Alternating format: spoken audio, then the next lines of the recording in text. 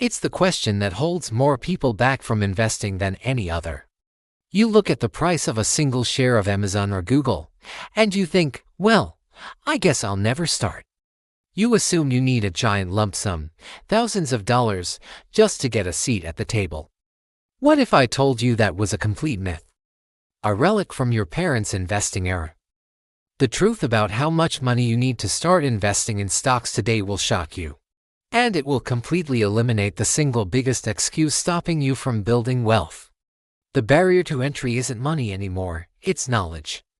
And by the end of this video, you will have that knowledge. We're going to shatter the old myths, talk about the real financial prerequisite you need before you invest a single dollar, and show you exactly how you can start your journey with an amount that probably seems almost too small to matter. Let's kill the myth right now with a sledgehammer. You do not need thousands of dollars.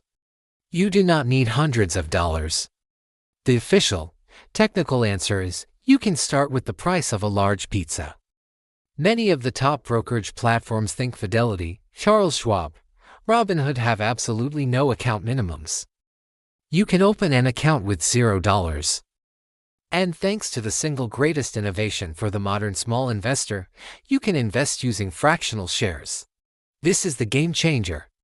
A fractional share is exactly what it sounds like, a fraction, or a slice, of a single share of stock. In the past, if a company like Apple traded for $150 per share, you needed $150 to buy one share.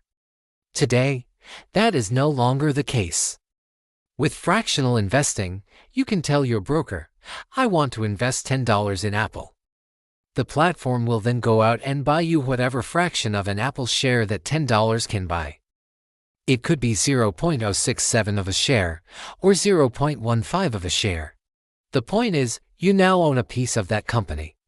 This means the real, practical answer to how much do I need is simply whatever amount you are personally comfortable with and can consistently commit. For some, that's $100. For others, it's $25 every 2 weeks. The amount is almost irrelevant. The act of starting is everything. Now, before you rush off to open an account, there is a critical, non-negotiable prerequisite.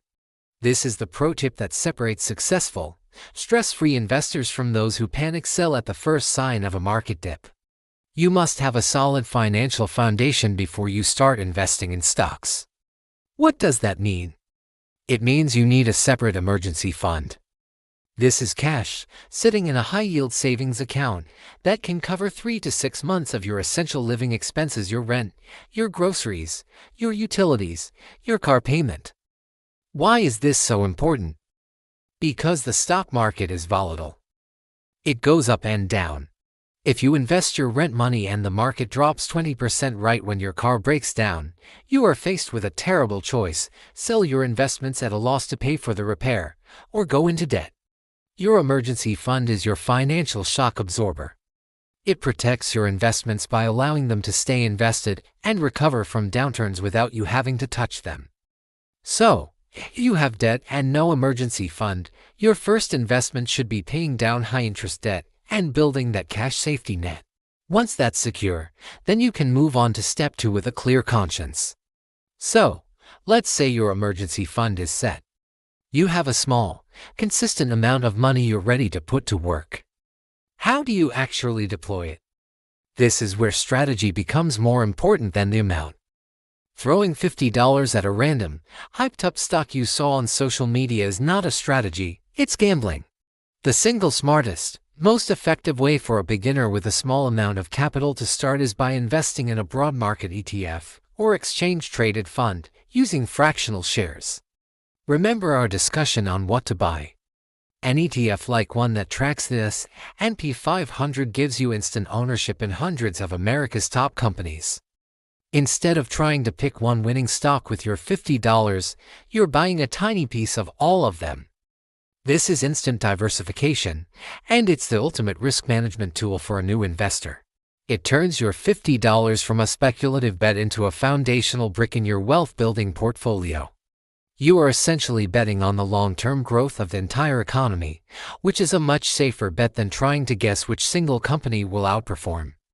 Now, Let's talk about the engine that will truly build your wealth over time.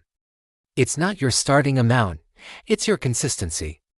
This is the core of a strategy called dollar cost averaging, and it's a beginner's best friend.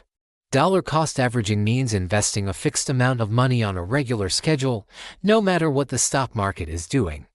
For example, you set up an automatic transfer of $50 from your checking account to your brokerage account every single Friday. Some weeks, the market will be up, so your $50 will buy fewer shares of your ETF. Other weeks, the market will be down, so your $50 will buy more shares. Over time, this smooths out the average price you pay per share. You completely remove the stress and impossibility of trying to time the market. You're not making an emotional decision each time, you're just executing a plan. This is how a small, consistent amount of money grows into a significant sum.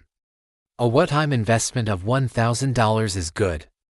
But investing $100 a month for 10 years is a game-changing $12,000 of principal, plus all the compounded growth along the way. The habit of consistent investing is infinitely more powerful than the size of your initial deposit. Let's address a common point of confusion: retirement accounts versus a standard brokerage account. You might be wondering, should I start with a Roth IRA? A Roth IRA is a fantastic vehicle because your money grows completely tax-free. However, some people get stuck because they think they need to max out the annual contribution limit, which is several $1,000s. This is another myth. You can open a Roth IRA at the same brokerage as we mentioned, with the same low minimums, and buy the same fractional shares of ETFs. You can start a Roth IRA with $50. The type of account is separate from the amount you invest.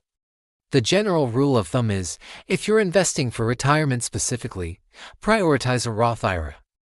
If you're saving for a goal that's less than 5 years away, a standard taxable brokerage account is more appropriate. But in both cases, you can start with a very small amount. Before we finish, I must provide a clear and responsible disclaimer. Investing in the stock market is one of the best paths to building long-term wealth, but it is not a get-rich-quick scheme. The value of your investments will fluctuate, and you could lose money. There are no guarantees. This content is for educational purposes only and is not financial advice. You must assess your own personal financial situation and risk tolerance. It is highly recommended that you speak with a qualified financial advisor to create a plan that is right for you. Never invest money that you cannot afford to lose. So, to bring it all home, how much money do you need to start investing in stocks? The technical minimum is $0 for the account and the price of a fractional share to actually invest, so, literally just a few dollars. But the smart minimum is whatever small, consistent amount you can afford after you have secured your emergency fund. Stop focusing on the number and start focusing on the system. Open that brokerage account, set up an automatic transfer for $25 a week, and invest it in a broad market ETF. The most profitable day to start investing was yesterday. The second most profitable day is today. Your future self will not care how much you started with. They will only care that you started. So what are you waiting for? Let me know in the comments what amount you're comfortable starting with. Thanks for watching. And I'll see you in the next one.